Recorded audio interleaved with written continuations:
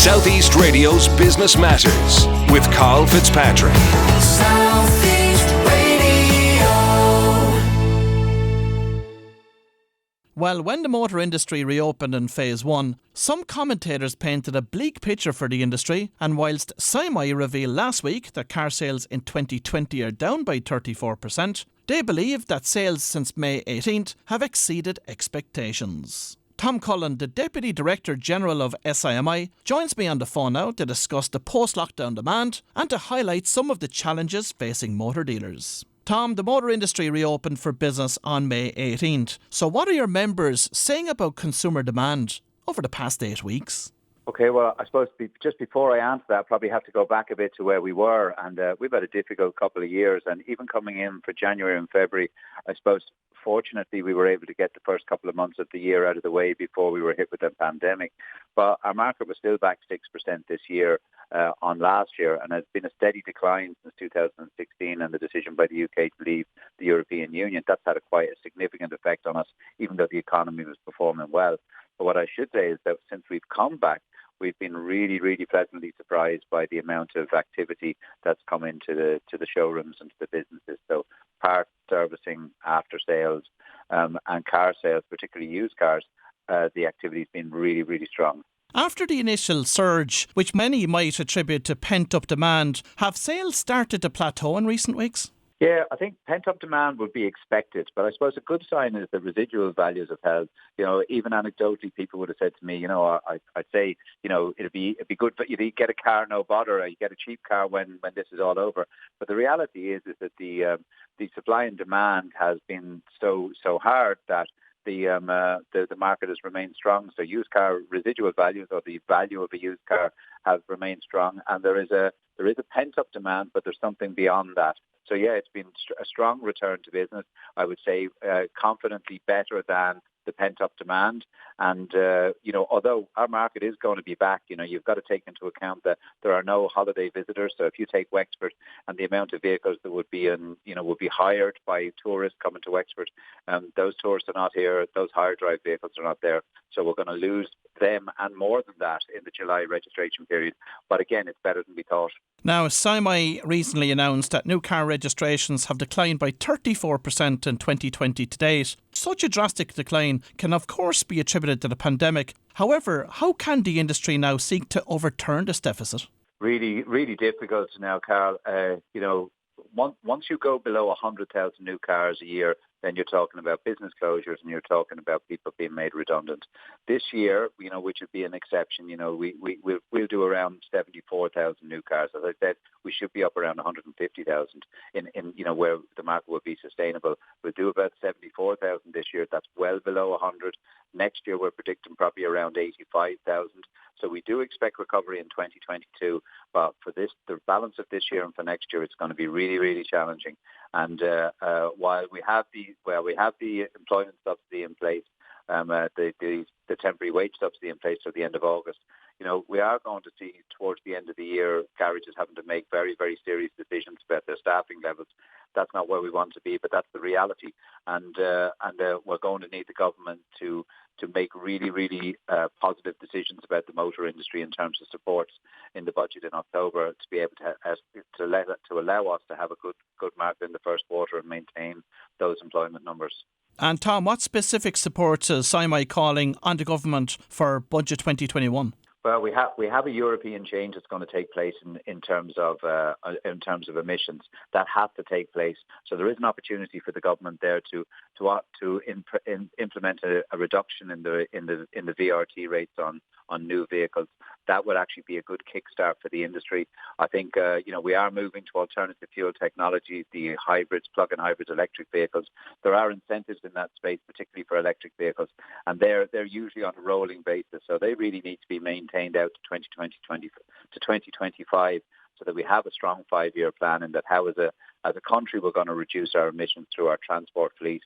And that will take public transport, that has to happen. But it also means that newer vehicles replacing the fleet, encouraging reductions in VRT to allow people to make those changes will help us to meet our emissions and also keep the market sustainable and protect the jobs that are in it. And what are you hearing from your members about the appetite for 202 registrations? Yeah, good. Again, I've probably given a lot of numbers today in the interview, but again, just to give you some more, last year we did 25,000 new vehicles in July. We're probably going to be around 17, 18, 19,000 this year. Probably around 4,500 of last year's number would have been the higher drive, the tourist vehicles, the rental market.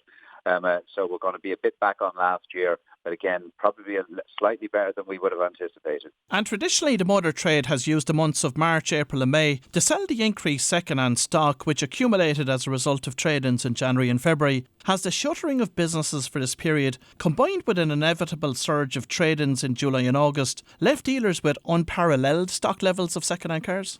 Certainly happened during the lockdown. I mean, on average, garages would have held about €3.5 million worth of stock. That led to, business owners who were employing a lot of people, probably 1,000 people employed in the motor industry in Wexford.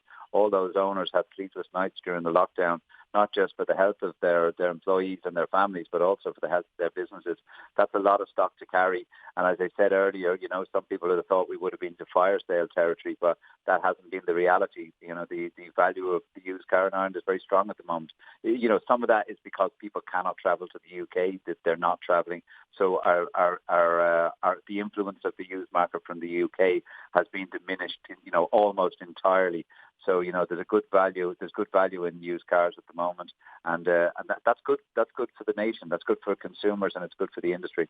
And prior to COVID-19, had the introduction of the Knox tax on imported vehicles curbed the number of cars coming in from the UK in any meaningful way?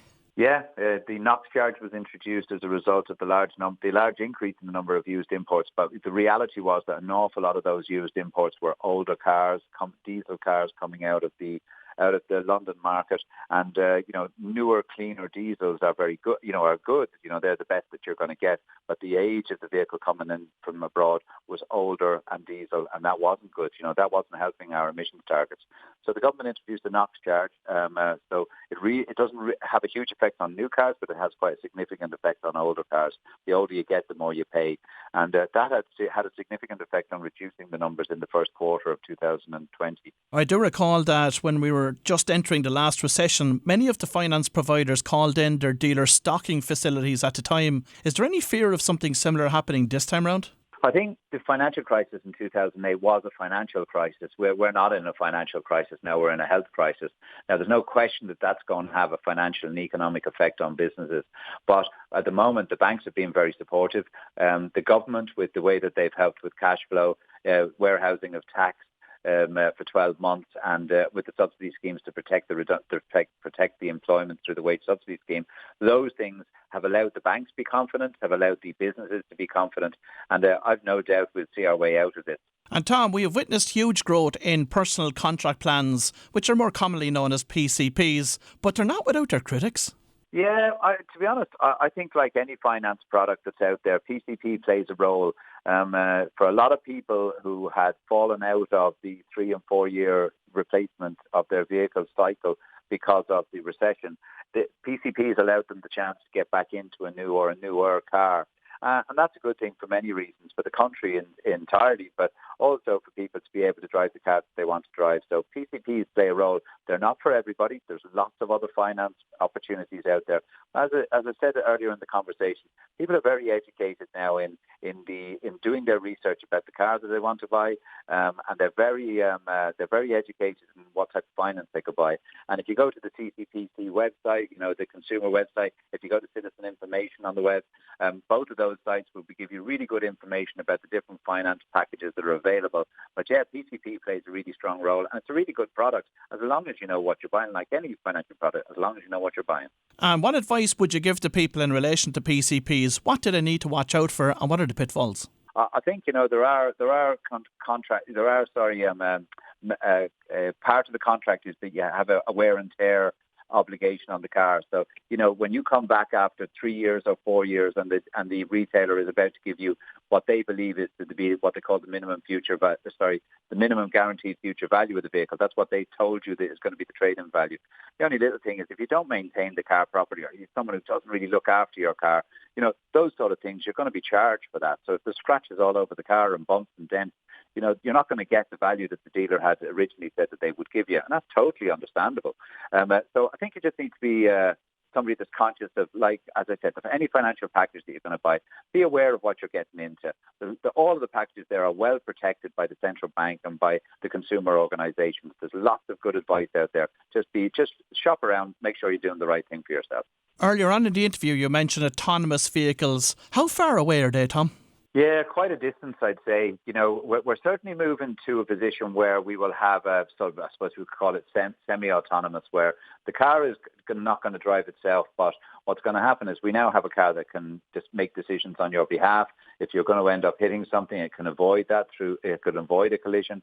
Your sensors all over the car are telling you that you're going to hit something. Your reversing cameras. You will have lane departure warning systems. So the car is taken over, is giving you an awful lot of information that it hadn't done before. And the next stage is where the car will, if you don't make a decision that could be detrimental to your health, the car may make that decision on your behalf. But moving to fully autonomous, where the car is actually fully driving, you can imagine if we were in Wexford Town, if we had 20 of these cars arrived in Wexford Town, how would they interact with the other cars around them? What sort of telecommunications you would need to have? What sort of signage you would need to have? There would be a major infrastructural change to, if you just put it on, I don't know, Hill Street in Wexford, that would take a major change just to have that one street to be able to accommodate those autonomous vehicles. So, it's probably quite a distance away, even though the technology is with us right now. And one question that's often on the minds of car owners today is, when is the right time for them to transition to an electric car? Well, now is the time, unless there's certain specific things that you need out of a car. Electric vehicles, the numbers are good. The numbers are good this year. People are moving towards electric. But again, most of the electrics, you're going to have to buy a new car. So not everybody's in the new car market. And the numbers are still, around the 1% mark. So it's still small. It will grow. But we've got to make sure that we have a really strong infrastructure with fast charging. That's a necessity for people to move to electric vehicles. And then we've got to keep the incentives in place, because electric vehicles are more expensive than the internal combustion engines that are there at the moment. And as long as they are, the government will have to continue to give those incentives. Now the incentives are quite good. There's €10,000 there, €5,000 of a VRT subsidy, and €5,000 of an SEA grant. So those are good, but they need to be there for at least another 5 years to be able to get up to that critical level where there's a lot of electric vehicles in the market, and then the price of them will eventually come down, and then people will become the norm to buy them then. Well, if you've just tuned in, that was Tom Cullen, the Deputy Director General of SIMI, and I would like to thank Tom for providing us with such a frank assessment of the motor industry's future. After the break, we'll be joined by Maura Bell from the Irish National Heritage Park, who will be discussing the reality of operating a tourist attraction business in a post-pandemic environment. So do stay tuned for that. Southeast Radio's Business Matters with Karl Fitzpatrick. South